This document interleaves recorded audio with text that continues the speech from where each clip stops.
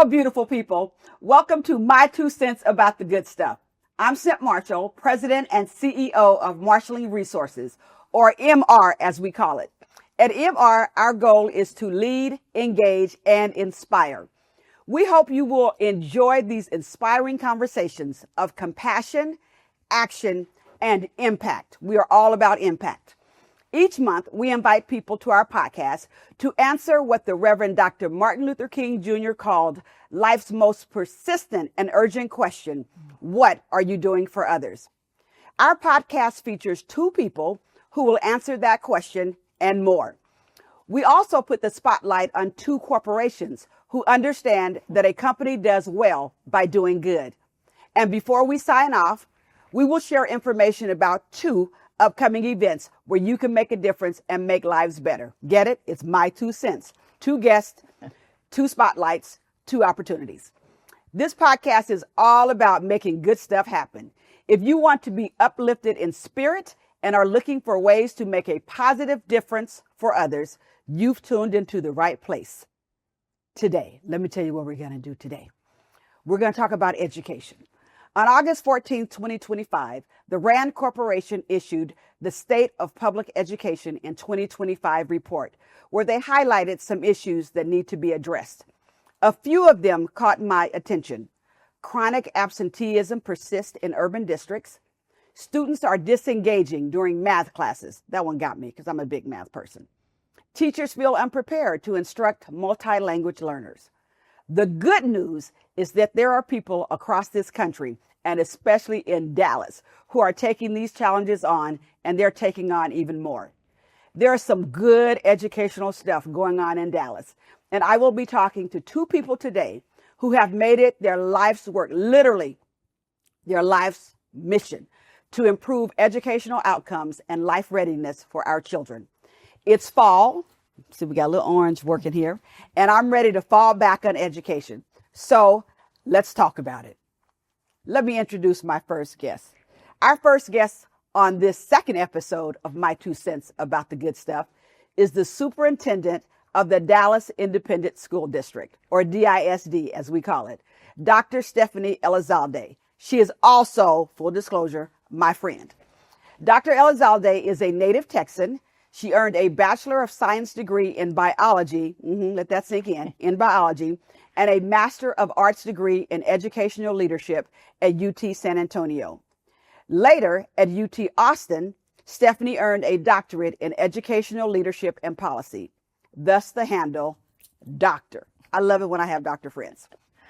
Welcome, my sister. I love you so much. Thank you. Oh, my gosh. Welcome to My 2 Cents About the Good Stuff. Thank you. And I know you have places to go today, and you kind of adjusted your schedule to be here with us. So thank you. Thank you. It is truly my honor to be here with you, Cynt. Oh, my gosh. I love what you're doing. Okay, so I want to start out just a little bit about your upbringing. Where did you grow up? Were you a good student? I assume so. You ended up being a biology major. But what were some of your favorite subjects? Just give us some insight on Stephanie, the child and the teenager. Sure. So I was born and raised in a border town called Laredo, Texas, or Laredo, if in case my father tunes in Laredo. To this episode. Yes, very good, Cynt. And so I was, my dad was a teacher, my mom was a secretary, and from, since I was born, I was told I could be anything I wanted to be as long as I stayed focused, that education was the way in which I could live a great life. And so school was always important, whether my mother could actually help me with, let's say, calculus in high school or not, wasn't the point. She always asked about homework. She always made sure I went to bed at a certain time.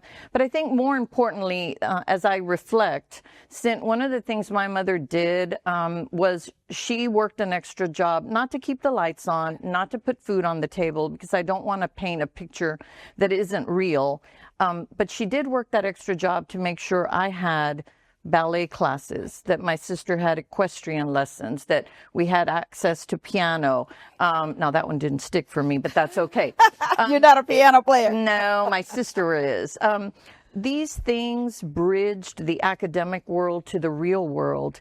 And it is what I now refer to as the opportunities, because in our schools, we don't have achievement gaps. we have opportunity gaps. Yes. And when we fill those opportunities in a way that my parents were able to, yes. I then was able to compete with others. And I was a good student. I was the student that sat at the front of the classroom. I answered, if you asked me to do 25 math problems, I did 50. Yes.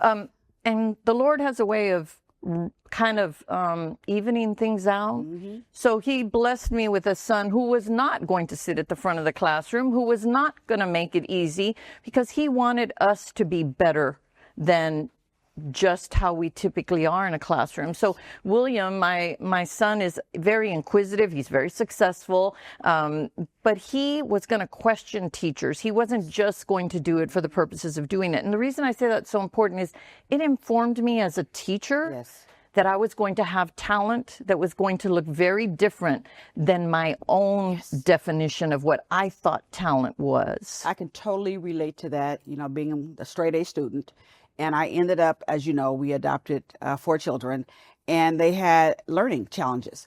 And that was perfect for me because everything was always easy for me in school. Yes. And so then as a parent to have to go through that, I said, okay, now I understand better kind of what a lot of people are going through, a lot of kids are going through sitting in that classroom. It's not always easy. It stretches you. Yes, it does. And so it's through that, he was ultimately diagnosed with dysgraphia. Mm-hmm. And so that had an effect, but we didn't diagnose that until 4th grade. So writing was always an area that he struggled with. The minute right. technology became part of the way in which he communicated as opposed to a paper and pencil, everything, all the learning yes. came very easy. But it is in understanding that learning differences are really not disabilities. I often ask myself, are children really learning disabled, or are we teaching disabled? Right. Oh, I love this. I love this. You're such an educator.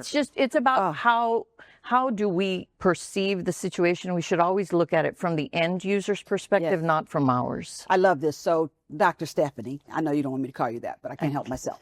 Okay, take me through your professional educational journey. I know you're a 3rd generation public school educator. Yes. So take me through that. I tell people I got into education kicking and screaming. So growing up, we always played school in the backyard. I had one of those little houses in the back that my dad had a neighbor carpenter build. So we went into the little house, and I had a little chalkboard, and I would invite all the neighborhood kids to come over, and I would say, okay, we're going to play school. Who wants to be teacher? Me. And I was always teacher. I just answered my own question.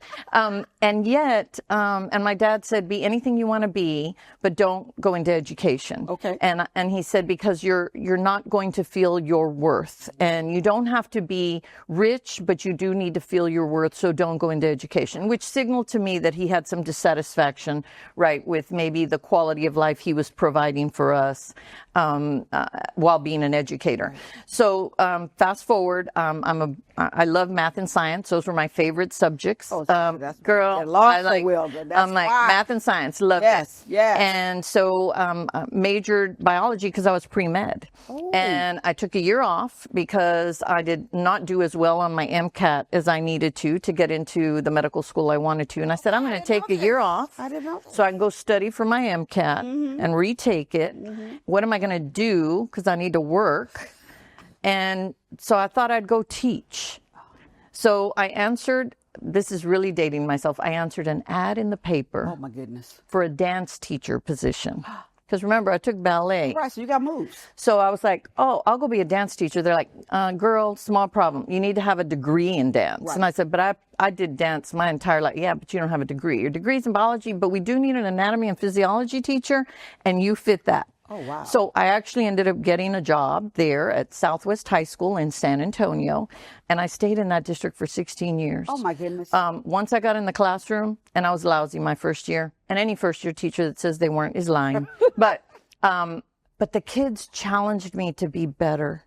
And so during that period of time, I realized this was what I was meant to do. It truly was. I got in the classroom, and while I knew I had so much work to do, mm-hmm. it was my mission. It was my calling. I belonged there. Yes. And so at that point, I decided I needed to start taking courses at night to work towards a master's degree. And so I became certified in the next 2 years, and just started doing that journey. And from there on, I just kind of started to grow in each role. And, you know, when you do the work, yes, other work comes to you. yeah, do the work. Just do the work. Do the work. And then you don't have to worry about the work. Right. And so I was mentored by so many people. They tapped me on the shoulder and said, hey, we think you'd be good at.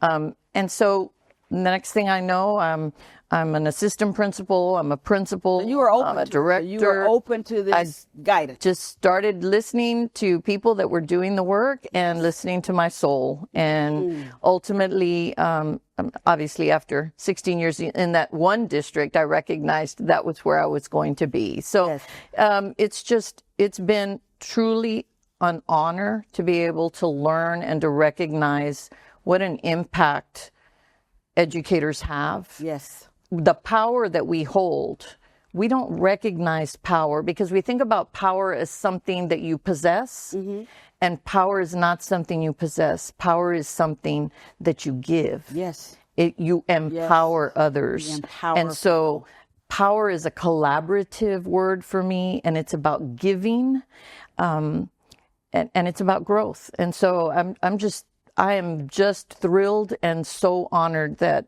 the Dallas ISD community welcomed me back after I went for a couple of years to Austin and then returned to serve. So you came back. You came I back came truly back. to serve. So speaking of growth, let's talk about DISD. Oh my goodness. You and 23,000 team members have one goal: becoming the premier school district in the United States. Last year, Dallas ISD earned an 83-star State of Texas Assessment of Academic Readiness rating. 93%, I love this so much, of the schools in DISD received an A, B, or C rating. You said when speaking about this progress, it's what our kids deserve. Talk about that and tell us, what do you attribute the success to? Because that is phenomenal. So first and foremost, our kids deserve the very best. And you and I have talked many times, Cynt, a zip code should never define the quality of your education. Never, never. And I was able to get a great public school education, and every kid deserves that opportunity. I agree. Me too. And so our progress, because we still have work to do, so it is progress, is rooted in people, first and foremost. Yes. You've heard me say often, the teacher is the program. Oh, yeah. And what I mean by that, it means that no matter what resources we bring to the classroom, and we do need to have a lot of resources, in the end, our teachers are whom have the biggest impact. I love this. For our kids and so many generations to come. So I would say the first thing is knowing that people are the foundation, though expectations and excellence are the first two E's that come to mind. I love that. Expectations. We have to define excellence. Yes, yes. And excellence means just that excellence then is for all, not for some. Right, all. Excellence for every single student. How is that received? Because I know there are some misperceptions about urban schools and all that. How is that received when you talk about excellence? You know, it's now, I think, our team, because they're an excellent team, every team member, they live excellence. Yes. And as they are excellent, that then transfers to our students. And, you know, kids know when we've lowered our expectations, and when I've talked often about ensuring that we are empathetic, but not in lieu of sympathy. We can do both. You can feel badly, but it's more important that we understand and we lift up, not that we simply say poor children. When I hear things like in other districts, because you don't hear it in Dallas ISD, but unfortunately, until we as educators truly own the accountability of what people think of our schools, we have to recognize that if we are not communicating the excellence that is ongoing, that the expectations are high for all students, whether they're poor, whether they're black, whether they're brown, whether they're immigrants. We are the Statue of Liberty, and we embrace that we are the Statue of Liberty. Everybody doesn't get to do that work. Right. And so when we hear, unfortunately, some of us ourselves, we have to catch ourselves when we say things like, these kids can't. Right. Well, who are these kids? Right. They're our kids. Right. I'm one of these kids. You're one of these. We are they. We are those kids. That's right. And That's so right. really what we're saying is we can't. Yes. And we have to have a deeper conversation. What is it that we think we can't do? Right. And can't has two definitions for Stephanie Elizalde. One is, I don't know how, and that's solvable. Right. That's training. That's learning. The other definition for can't is, I don't want to. And that's then you need to pick a different line of work. Right. Because our kids must have people that are can-doers, not can'ts. I love this. I love this. Expectations and excellence and empathy. Without being sympathetic. Without needing oh my to goodness! be I sympathetic. need a notebook. I need a notebook. Okay, you have some special things going on in DISD. You have legacy schools. You have all this innovation. I want to hear about that, and then I also want you to talk about Principal for a Day. Oh, I yes. love that. Okay, Yes. so tell me about some of that. Well, so in Dallas ISD, part of what we recognized is in order to change some of the misperceptions of public education, we had to own then our story. So schools embarked on applying internally for innovation grants. And so they could rebrand themselves and bring in new skills or cutting edge technology. So things from single gender schools all the way to internal STEM focused schools to more of the fine arts or visual and performing arts, bringing all kind of the things I talked about, opportunities that bridge just a typical academic world with those real world opportunities. I love that. And as we bring those together, I think we have somewhere in the neighborhood of 70 schools that are received innovation grants and rebranded themselves, as well as additional transformation schools. We also have the largest two-way dual language program. You know, another language can be a superpower. Yes. And so when English learners, when English is your primary language and you learn a second language like Spanish, people are like, oh, that's amazing.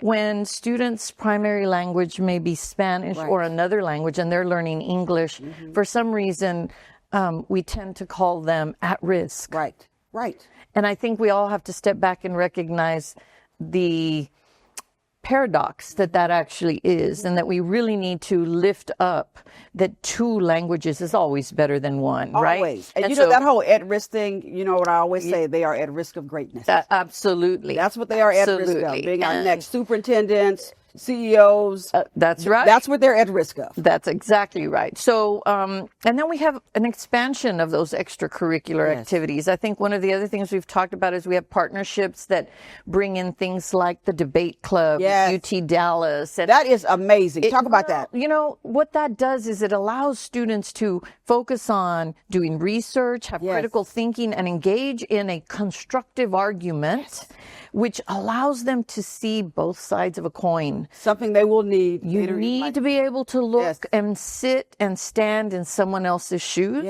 so that we can better understand the situations that we're faced with. And so Dallas ISD is working to ensure that that perception of urban schools, that the myths are really removed from the vocabulary. And I want to add, we have a very strong group of parents from, let's say, 12 to 15% of our population, that many of those parents could choose to send their children to private schools, but they've chosen Dallas ISD. Hence also our focus in legacy schools, because the neighborhood school can be a great choice too. And so many of our neighbors are also, they are investing in us. That helps us, Cynt, I love it. because those parents do have time to be engaged. And so they make sure that we keep that bar high. We have AP programs, IB programs, I love it. dual credit. Kids are earning associate's degrees free of charge. Then they only need 2 more years of So they're doing that while they are in high school. While they are in high school. That is amazing. We've got career institutes where kids are getting cutting edge, career, high wage, high demand training so they can enter the workforce if that's what they choose to do. It's just amazing what's happening. But in the end, I think we have to remember that there are some specific approaches. Excellence as embedded in our Teacher Excellence Initiative or our Principal Excellence Initiative, which are our pay-for-performance models. The reason that's important is we want to ensure that teachers and principals do feel rewarded, as do our support staff, so that they don't feel like my dad, that they weren't making enough to stay in that profession. Secondly, I love that. So you've got to focus on the children, but also the people who are investing in them, the educators. They need to feel rewarded. I love that. For their work. Yes. Yes. And so I think that's part of why our retention rate has been so high. Yeah, I want you to talk about that because people are staying. I mean, people are staying, and the people that are staying are our highest performers. Yes. They're the ones who really have seen this as a calling and a mission to excellence. And so they could have chosen to do many other professions, but they've chosen to stay in the profession, and they've chosen Dallas ISD. Well, they've chosen to stay, and you've also chosen to exit some who aren't performing. And we don't need to talk about that, but we have the great ones. We are going to keep the great ones. That's right. We also focused on, let's do some focus on fundamentals. Yes. We know that authentic teaching and learning, books. Love this. Yes, thank you. Mug, by the way. Yes, that's special for you, sister. Thank you. I love it. And so books, kids need to, yes, technology is amazing. Yes. And we still want kids to love books, right? Yes. And pick it up, touch it, get into it. High quality instructional materials being brought to the classroom. Our teachers are enjoying teaching things like having kids read The Outsiders in 6th grade, or studying Don Quixote. This vast array of Shakespeare and classics, along with cutting edge things, are very important. Yes. All of that mixed in with early learning. Let's get our 3 and 4-year-olds in early. That was something that helped me. My parents put me in early learning as a young toddler. I think those are things that benefited me. And we know that when we give our students those opportunities, they rise. They succeed. Oh, I love this. Oh my goodness. Okay, so how do you measure success? How do you really know that you've done a good job with our world's most important treasure? You know, that's such an important question, because sometimes people say, I feel like we did really great work. And it is important that we feel and that we understand the work that we're doing. Yes. But feelings alone are not going to get our kids what they need. No. So at the end of the day, we have to be measured by rigorous academic outcomes. That's it. And our kids are going to compete with kids from everywhere. And as I've mentioned at other places, back to even the perception of public schools. You know, if a kid says, I went to Highland Park schools, people expect excellence. And they should. It's a great school system. Yes. And when kids say they went to Dallas ISD, they should expect them to be excellent, because they're getting an excellent education too. Exactly. And so when we can see that over 93% of our schools are now A, B's, and C's, and we're well on our way to improving upon that. That's incredible. We have to make sure, though, that our kids are getting that academic rigor so they can.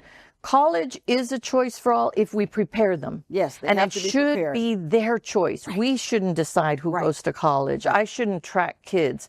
Kids should be able to make those choices, but it's only a choice if I truly am prepared. And so really being able to have our kids just and you know, success breeds success, Cynt. And as they have challenging academic work and they're successful, you know, it reminds me of the struggle of the butterfly.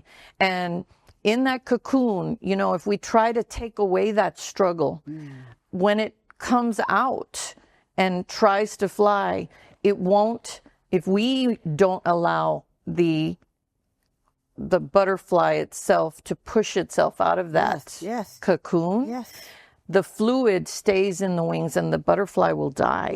So it is productive struggle, but it's a balance. It has to be productive. It can't be such a struggle that it's negative, that they give up. Exactly. It's a balance. And so we have the best people in Dallas ISD. And so it's a both and. We have to have positive, supportive, productive struggle in culture and climate.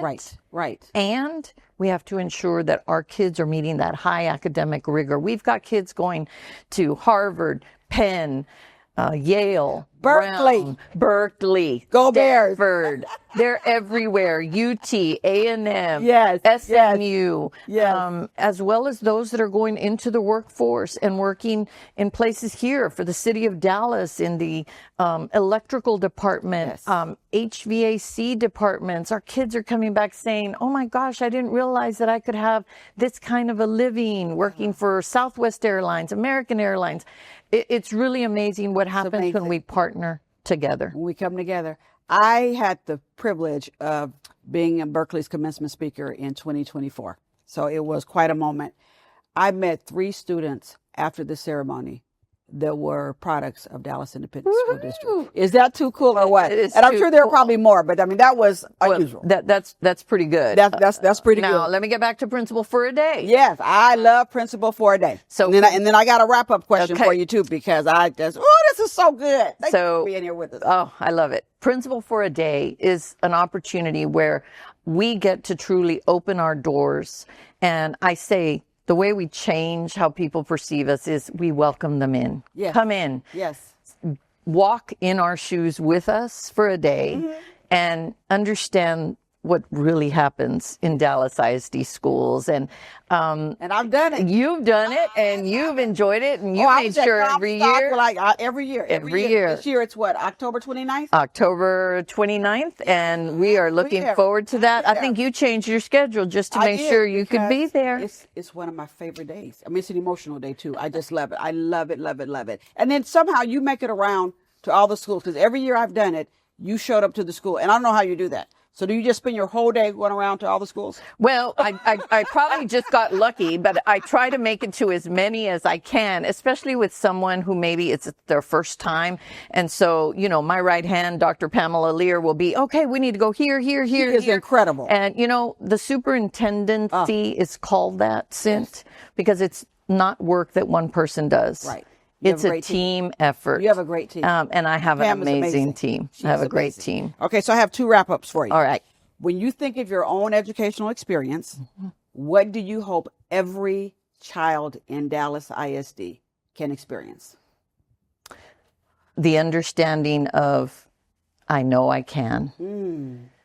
It's incredible that the teachers that I had, I always left knowing I could do whatever was in front of me. Yes. I could learn it. If I didn't know it, I could learn it. They taught me how to learn. They taught me how to be persistent. And so what I want for Dallas kids is I want them to leave going, I can. Whatever it is, I love that. I can. I can. Oh my goodness. I can. I love it. I love it. I love it. That's actually the message that I have from my cancer journey. I always say you focus on the can in cancer. If you get people focused on that word, you get people focused on that word, That's can't do it. They can do it. So powerful. Okay, so my last one. You think about all the progress that you've made, and I know you don't like to brag about it. I know you're happy about it. You're proud of it. It's a team effort and all that, but it's incredible. What gives you hope that that kind of progress will continue? Oh, that's easy. The kids. Tuesdays and Thursdays, I do go to schools. And the goal is that within a year, I get to about somewhere between a third to a half of our schools, so that every 2 to 3 years, I've been to every single school. And you have about, what, 300? 200. We have 220. We have 228 schools. That doesn't include other facilities like career institutes. And so in that process, when I get to spend time sitting next to little boys and little girls in our classrooms, or teenage kids in our high schools, and see and interact with our teachers, our kids, they're like, can you come see this? It's not, I don't show up and people are like, oh, she's here. well, if they do, they're faking it really well. Right. It's come in. And I I've get seen to that see, when we were at Dale Turner. Yeah. They're like so excited. They when want you come me in, to they want you see. there. They want me to see what they're doing. Yes. Our principals lead. Principals. I say the teacher is the program, and the principal is the teacher of teachers. And so together, that entire work with the support staff, because we also have to remember all the way to our bus driver. Yes. That's our first classroom. That's right. The first teacher for every kid that's riding one of our buses. Right. So it truly is a team effort. But the kids always give me hope. Oh, I love it. I love it. Thank you. You've given me a lot of hope. You and your team, I call you Homeland Security. And yes, we have Homeland Security, but then we also have this local Homeland Security. No. You are securing our future. Thank you, thank you, thank you. I love you. I love what you're doing.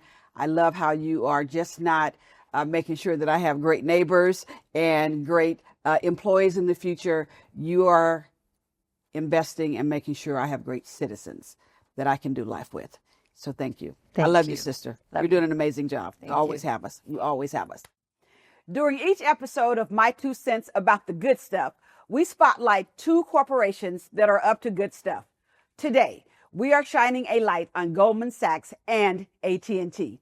They both have demonstrated an extraordinary commitment to ensuring bright futures for our youth. My dear friend, sister friend, Dr. Connie Bell, will tell us more about Goldman Sachs. Before she gets started, I have to give a shout out to 2 of my dear friends at Goldman Sachs, John Waldron and Paige Ritchie.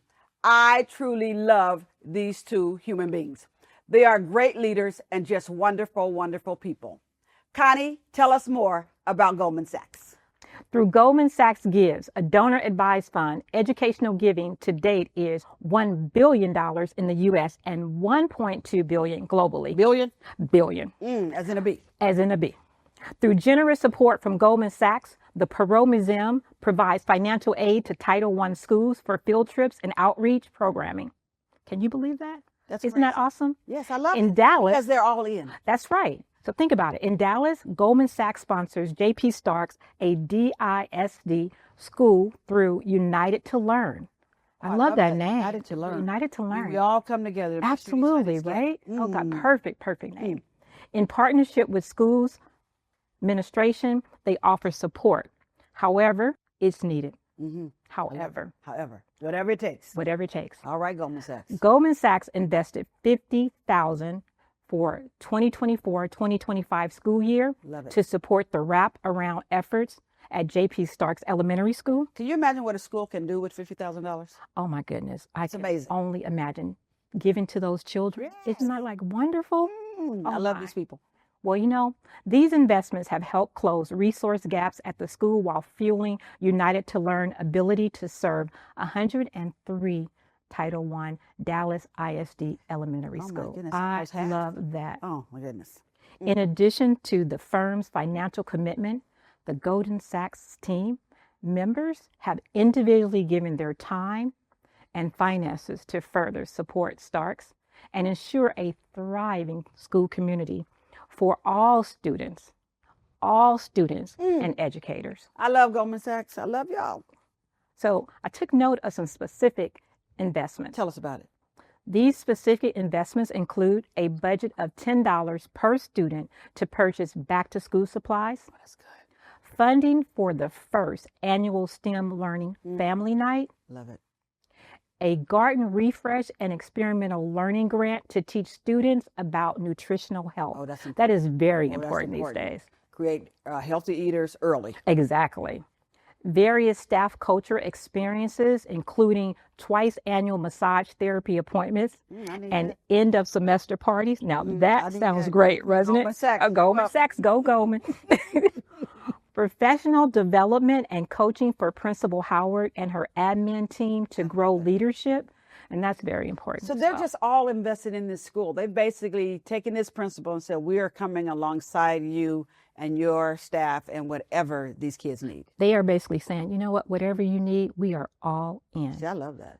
I do too. I just have to say thank you, Goldman Sachs, for adopting a school and for all you do in Dallas and around the globe to take care of our children. Yes. I think Dr. Stephanie said it's our children, not theirs, it's our children. Exactly. Right.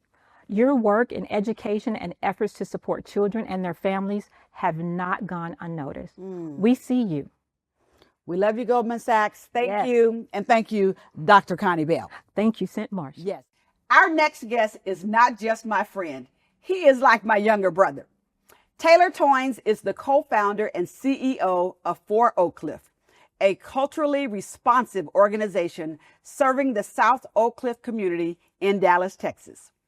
Taylor grew up in Oak Cliff, went on to get his master's degree in education from Southern Methodist University, master's from SMU. Yes, I said that. He became a teacher at W.W. Bushman Elementary School, and that's where I want this conversation to begin. Taylor, it is such a pleasure to have you. It's a pleasure to be here. On the second episode of My Two Cents about the good stuff. And you know why you're here? Because you're up to good stuff. Thank you. Oh, my goodness. I want to talk all about it. So first of all, I got to catch up because I haven't seen you since the Back to School Festival. How are you doing? How's your family doing? Tell me about my babies. What's going on? Doing well. Junior just celebrated his 4th birthday on October 1st. He's 4 now. My daughter, Wednesday, Jules, she's doing amazing. She's in the 4th grade. She's growing up. And my wife, she just being phenomenal. She's a queen. She is. Soon to be finishing midwifery school. Still a nurse, delivering babies. And always is staying, like my biggest encourager and inspiration in the work that I do every day. Oh, I love it. I love it. How long y'all been married? We have been married now going on 13 years. That's beautiful. Oh, that's beautiful. Hold on. Wait a minute. Get it right now. Wait a minute. Get it right. We might have to back this one up. Yeah, we got married in March of 2012. Okay, No, so 13. So we going on 13 years. We going on 13. I was right. Okay, I just wanted to we make do sure. not have to retape anything. Cool. You got it. Yeah, I got it right. You got it right. I got it right. I just right. want to make sure. We're going on 13 in March. We'll be married 13 years. I love it. That's beautiful. Congratulations. Thank you. Congratulations. Okay, so for those that don't know about your amazing For Oak Cliff organization, tell them about it. Who do you serve? How did you get started? Why For Oak Cliff? Well, For Oak Cliff started out of my classroom when I was teaching, as you stated. Yes. It came from life experiences, though. I grew up in South Oak Cliff. Yes. Was nurtured by family my entire life, and I always knew the importance of leadership in our community. But specifically the organization, while teaching 4th grade at Bushman Elementary School, my students kept showing up without school supplies. And one day I said, man, what can we do about this? I was, having to go to Office Depot all the time, buy paper, pencils, pens, all of the things. And one day I talked to my students and said, hey, y'all, let's do something that can help our class to have all the supplies they need next school year. Right. And the students were in for it. And I asked them a simple question. What would you all like to see changed in your community? And we did a T-chart. It had the pros and cons, 4th graders. And the things that they started saying they wanted to see change broke my heart in the moment. To hear them talk about drug addiction, murder, robberies, these types of things, prostitution on their way to school, seeing these things, it really broke my heart, but it also made me realize something needed to be done. But also on the other side, for them to hear the things that they like about their community, the pride of their community, the people in their community, the food, all the different things. And I was like, what can we do? And the idea came from that classroom. We said, let's do this back to school festival. So that summer we organized to do a back to school festival at Glendale Park, which is the park I grew up in. And man, I was blown away. We all were blown away at the support that we had in our community. And the festival, to begin with, was a voter registration drive, job fair, college fair, school supply giveaway. Oh, good. So all of it. All of it. We wanted to make sure that all of the things that a family would need, they could get. Because a lot of times parents go to these events, but they don't benefit.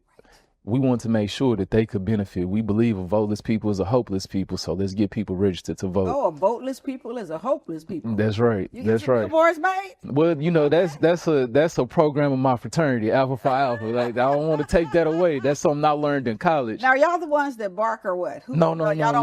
We don't bark. we helped get civil rights legislations done, like Thurgood Marshall, Martin Luther King. These are all alphas. I love it. Yeah, so we do a lot, but brotherhood of all of the fraternities and sororities, and register people to vote. Those are things that I learned in undergrad that were very important.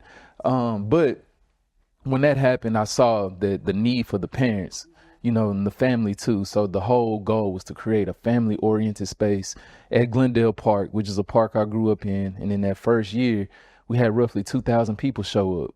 And it was 2,000? Yeah, it was. See, that blows up like some misperceptions that people have about like our communities, because sometimes people think we don't show up. We do show up. Oh, for sure. And the way we showed up too, people, I think some of the misconceptions, even when we were starting, something in my mind was I wanted to flood, the news and airwaves of positivity for my community. Because too often when you Google Oak Cliff, the negative things come up. But I was like, man, we're going to have positive stories come out of this. And good stuff. That's right. That's right. And when we did it, man, it was just, I don't know. I still think back on that day a lot. That first festival, the United Way were the ones that helped make that happen in those first 3 years. Love it. And I remember talking to Susan Hoff, and she told me this was the biggest volunteer engagement that they had seen at an event, because so many people, United Way for sure had their volunteers, which was TI that year. Oh, yeah, so it was a lot of corporate volunteers. But there was over 200 community volunteers that showed up as well. And that was just the power of our community. So from there, that was the fuel, and that sparked the movement. Oh, I love it. It is a movement. So I was just with you at the Back to School Festival. And so that was what, the 10th celebration? Tell me how you felt that day and just what was going through your mind as you're as you're reflecting on 10 years of this. And it was so successful. It's one of my best days. I love that day. Well, you came to the 10th and the 11th. This one was just the 11th one. Right. So I was at both of them. You was at both. That's right. I've been at the 9th. Yeah, you'd have been. To be in. I appreciate it. You in the community, you in the family. Thinking about 10 years, 11 years of being able to do this, I just, first off, just think about how powerful it is when God puts something on you to do. And realize that a lot of these things would never have happened without, divine intervention. And in those years, I've seen a lot. I've seen a lot of ups and downs, but the most important thing has been the people we serve. I think that is the best thing that we can do as people, is serve one another. And in those 10 years, to go from an event at Glendale Park out of my classroom to now hosting this event on our property that we own, a 10-acre property that's a historic landmark in South Oak Cliff as well. I want you to talk about your property too. Yeah, to have that there and to see the consistency of the growth over the years, and also the growth of our team, because none of this happens without an amazing team. And to think like, now this is like there are kids like my daughter, she's 9 years old. So this is her life, like this is what she knows. The 4 Oak Cliff Back to School Festival, 4 Oak Cliff as an organization, that's what she knows. These are things that they expect. And to have that is it's a powerful responsibility. But I think that we have an amazing group of people who show up every day and dedicate themselves to that responsibility. And I'm grateful to be in the trenches and in service with all of the people who are part of it. That's right. He gave you a vision. He gave me an assignment. He did, and you're carrying it out. Thank you. In fine fashion. Tell me what happens on a daily basis at 4 Oak Cliff. What are y'all doing over there? On a daily basis at 4 Oak Cliff. What kind of good stuff y'all got going on? Man, so right now we're actually in the midst of doing some strategic planning. We just started last year, or beginning of this year, we started doing our strategic plan with Bridgespan. Our mission at 4 Oak Cliff is we aim to liberate Oak Cliff from systemic oppression through a culture of education while increasing social mobility and social capital. And that's done through 4 pillars: education, advocacy, community building, and the arts. So all the programs and offerings that we have are based off of those pillars in that mission. So a day to day, the summer, we like to say we own the summer at 4 Oak Cliff, and we just came off of one of the best summers ever. This summer, we kicked off with the Power of Proximity Summit, where we had the amazing Jeffrey Canada come keynote. And then right after that, the next day, we had our Juneteenth festival that you were at too. Yeah, we had the Juneteenth festival. And that's always a huge celebration within our community.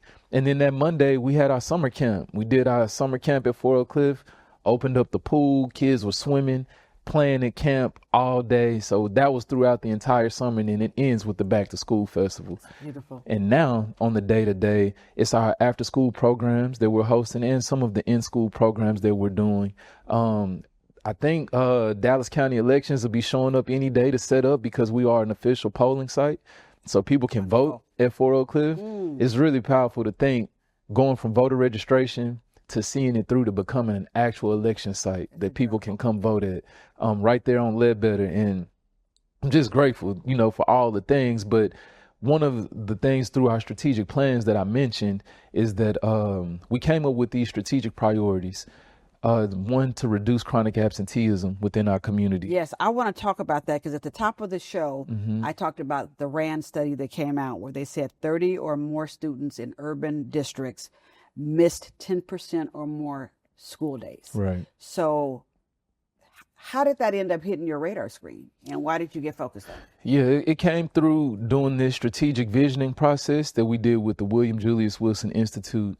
And during that time, we were just looking at data points to see like what's going on in the community, like where can Fort Oak Cliff focus our attention. And for us, we want to operate as a backbone because we've done a lot of direct service, but there are 55,000 people in the region that we serve. We call it the super block, but it's mostly 75216, 75203 zip code. And it's 55,000 people. And for us, we've raised our hand to say we're going to take responsibility to improve the quality of life of all residents in this community. But in order to get there, we know we can't do it alone. Right. So for us, it's like, okay, who can we partner with? How can we build out this children's cabinet to support all of these young people? And that was a metric that stood out when we saw, some of the rates at 49% for a school year of students chronically absent. In the elementary school, seeing 35%. And it's like, okay, what can we do to improve these data points? Exactly. So that's where we focused our attention. And one of the things that we've recognized is that children who are living in poverty are 2 to 3 times more likely to be chronically absent than those who aren't. And the pandemic hurt our children in ways that we wouldn't know. The numbers doubled after COVID. So now to really dig deep and see the root issues of what are causing this is our work. And we've also enacted talking with, Dr. Elizalde and the team at DISD. We're working on getting home visits done with the schools and the teachers in the schools actually conducting these home visits on their time. So y'all have a great partnership, and I love that. Oh, for It takes sure. all of us working together. Partnerships, we go further together. Yes. We go do. further We do, together. and we're So stronger partnerships are important for us to have. Exactly. Okay, so I know you have a New York City trip coming up. That's right. Okay. What are y'all doing in New York City? We're going to see And how do I know about it? because you're going with us. I'm going. You're going with us. We are going to see, we're in this field of place-based work. Yes. And when you look at place-based work, I would say that the model, the best of it is the Harlem Children's Zone. And that's what we're going to see. The Harlem Children's Zone was actually the proof of concept for Fort Oak Cliff. And we're going out there to take a tour of the Harlem Children's Zone, see how, the vision of Jeffrey Canada and the team that is there. And now Kwame, who's the new CEO, are impacting thousands of kids in New York City and watching how that has really changed a whole community.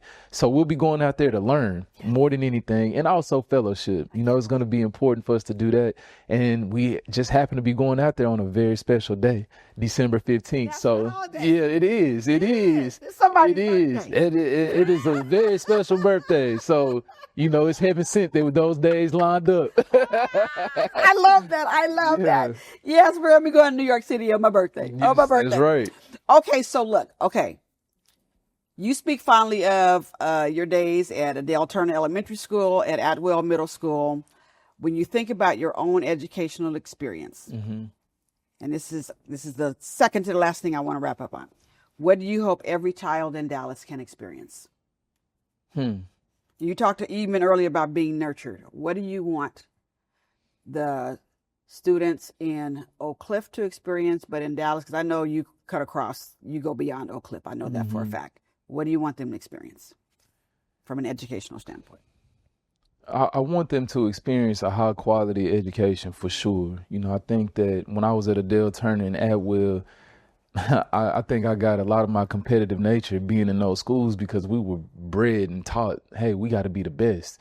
When I think about the educators and coaches that I had from those two schools and the community around it, when you go down looking at the alumni of people who come out of those schools, they are doing some major things in the city of Dallas. And for me, I think tangibly or intangibly, I hope that the young people at those schools can stay hopeful. I hope that they can get joy. I hope that they have the same joy that I used to have showing up to school every day, and learning about, themselves, history, their community. And I hope that also that people are able to pour back into them the same way that people came back to pour into me when I was there. And I know and I believe that those young people in those schools right now have the ideas and have the courage and persistence to change the world. And I look forward to seeing, because, one of my favorite scriptures in the Bible, or one of the excerpts, is what good can come out of Nazareth. Yes. And when I think about our community, a lot of times people don't ever think like what good could come out of Oak Cliff. They don't. It's just like Richmond, California. They think exactly, but that's all right. But God got a different plan. So for me, when I think about those kids, or our kids. They're our kids. They are our kids. They're my family. I got family members in these schools. I know that they have the power to change whatever it is. So I'm excited to see how they come out and change the world. See, I love that. See, I believe what you believe, and that is our future is in good hands. I believe that. They're going to do great things. So let me say this. This podcast is about helping answer Dr. King's question, what are you doing for others? So allow me to answer that question for you. You are providing after-school enrichment activities, a Girl Scout troop, summer camp, athletics, GED classes, and workforce training programs for many people. You are the founder of a place that has truly responded to the needs of a community. You've gathered members of the village to invest in our future. I heard you once say, God anointed me to serve people, and I take that seriously. Thank you for responding to the call on your life. I'm going to wrap up by asking you, how can we support you so that you can make more good stuff happen at 907 East Leadville Drive? Well, the way people can support is you can volunteer.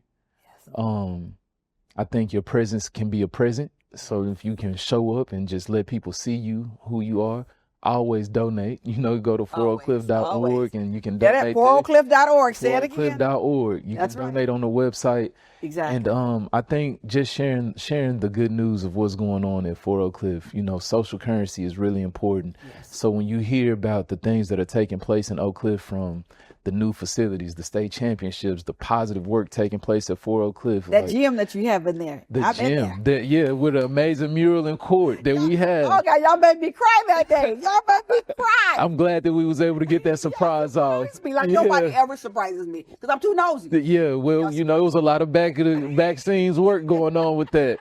But yeah, just people supporting, spreading the word, and showing up. I think that we always appreciate that. Let's show up for Oak Cliff, because you have shown up for us. Thank you. So we're going to show up for Oak Cliff. I appreciate it. Love you, man. I will see you. I'm sure I'll see you before we get to New York City. For sure. But God bless you. Thanks for serving the community. Thanks for making education a priority, for making absenteeism a priority, and for just doing what you can every day to save our kids and to save a community. Thank you so much. God bless you. God bless you. Our second company spotlight is on AT&T. Shout out to John Stanky, Ed Gillespie, and Melena Albright for being great corporate citizens. Connie, share the good news about what AT&T is doing for our youth. Oh, full disclosure, both of us had long, fabulous careers at AT&T. I used to tell people AT&T for me meant I was anointed to testify. I personally know about the commitment to educating our youth. Connie, take it away. Cynt, as you know, AT&T. I do know. You do know, right? AT&T offers various programs to engage employee volunteers in their work to bridge the digital divide through connected learning centers, tutoring and mentoring programs delivered both online and in person. Connect employees directly with underserved learners to provide vital support. Yes. I know you know that, yes, right? I know that. Yeah. Yes. AT&T volunteers provide support to organizations like the Public Library Association. The volunteers serve as digital literacy workshop facilitators to help parents, families, and seniors build the skills and confidence to use technology safely and responsibly. And I know as a daughter of a senior, this is very important. Yes, it is. It is. I like that they focus on the whole family surrounding that youth. Exactly. So in 2024, through AT&T's free laptop effort, volunteers helped distribute more than 40,000 devices to students and families across 47 states. Free laptops. Free laptops. Love it. Love 40,000. You go AT&T. All right. Mm-hmm. Additionally, 13,000 AT&T employees voluntarily wrote over 38,000 personal notes of encouragement that were packed with school supplies into 23,000 backpacks. Wow. That were donated to students. I can't believe that. 23,000 backpacks That's donated. Wonderful. That That's is AT&T. Big wonderful. Mm-hmm. Each backpack also included a laptop computer. Oh, that's beautiful. Wow. That's just wonderful, isn't it? Mm-hmm. We like AT&T. We do. I just want to say pension coming. We love them. And we want to say thank you, AT&T, for committing $5 billion. That's $5 billion. With a B? With a B. $5 billion. By 2030 to narrow the digital divide and help 25 million people get and stay connected to affordable, high-speed internet access and digital resources. I love it. That is just wonderful. I love it. Thank you for investing in the education of thousands of children and their families.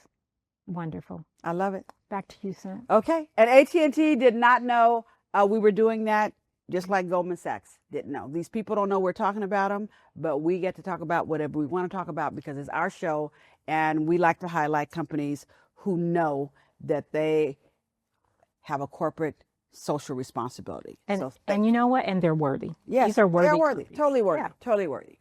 Okay, so now, in addition to spotlighting two companies, we like to have what we call MAD opportunities, make a difference opportunities. So we're going to give you two MAD opportunities. And again, many thanks to the employees of Goldman Sachs and AT&T for your commitment to ensuring that all of our children get a shot at a bright future. You are truly making a positive difference in our communities. If you, our fabulous listeners, are looking for opportunities to make a difference, what I call MAD opportunities, listen up. We have two suggestions for you. Our first MAD opportunity is about the All-Stars Project. Since its launch in 2013, the All-Stars Project of Dallas has involved tens of thousands of young people in the All-Stars Talent Show Network and Development School for Youth. Over the last decade, ASP, as we call it, has led the way in building new corporate, community, and philanthropic collaborations and connections across the Dallas metropolitan area to bring development to the young people of Oak Cliff, South Dallas, and West Dallas. Wow. On November 3rd, All-Stars Project of Dallas is hosting their annual fall benefit, celebrating the first year of All-Stars Project leading the mayor's summer youth employment program, Dallas Works. This inspiring evening will honor the accomplishments of young people as they stepped into internships with major companies, nonprofits, and government agencies, showcasing their growth potential. And from this past summer, and I got a chance to meet a lot of these young people. I will be there. Again, the date and time, Monday, November the 3rd, from 6:30 p.m. to 8:30 p.m. The location is the Statler Hotel, 1914 Commerce Street in Dallas. Yes, we will have valet parking. Dress code is business cocktail. We got a great evening planned for you. I'm involved in this, so I know it's going to be great. It's a unique opportunity to connect with community leaders, be a part of an uplifting celebration, and witness firsthand the impact of Dallas youth taking on new opportunities. If you want to know more about it, reach out to Lisa Lennon at LLINNEN@allstars.org. Okay? If you can't attend the event, or if for some reason This podcast airs after November 3rd because sometimes I'm real busy and they're waiting for me to get them stuff and it takes me a minute. So if this airs after November 3rd, just make a donation to this amazing organization.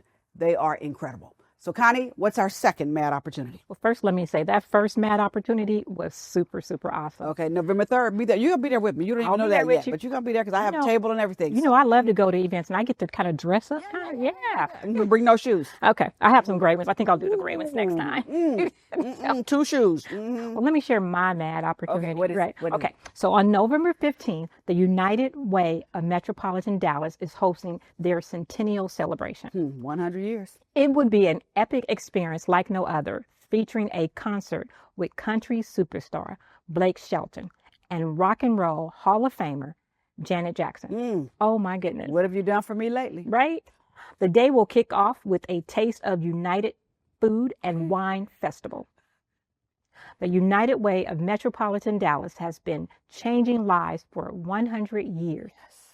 They have tremendously focused on education with a goal to increase by 50%. Can you say 50%? 50%. 50%. The number of students reading on grade level by third grade by the year of 2030. That's beautiful. That is. That's really awesome. That's a serious commitment. It's a great commitment. Over the past years, they've delivered books monthly to almost 12,000, partnered with AT&T to provide almost 5,000 laptops to students and parents, and helped over 3,000 families participate in parent education initiatives that encourage healthy child development. That's beautiful. That is just wonderful. If you need more information, you can go to unitedwaydallas.org for ways to support the Centennial Celebration on November 15th at Fair Park and the Cotton Bowl Stadium. When you support the United Way of Metropolitan Dallas, you are making a difference. That is your mad opportunity for our children's education. I love it. Connie, you're good at this. You are good at this. I love celebrating good news, and this is just wonderful. I love it. So thanks, Connie. That's my 2 cents for now. Actually, it's 4 cents because it's 2 of us, okay? I hope you enjoyed our 2 guests, Dr. Stephanie Elizalde and Taylor Toynes. Both of them and their teams at the Dallas Independent School District and for Oak Cliff are immersed in good stuff and making a difference for thousands of people in our communities. Thank you for hanging out with us. I hope you've been impacted and inspired by today's conversations. Go out and make some good stuff happen. God bless you.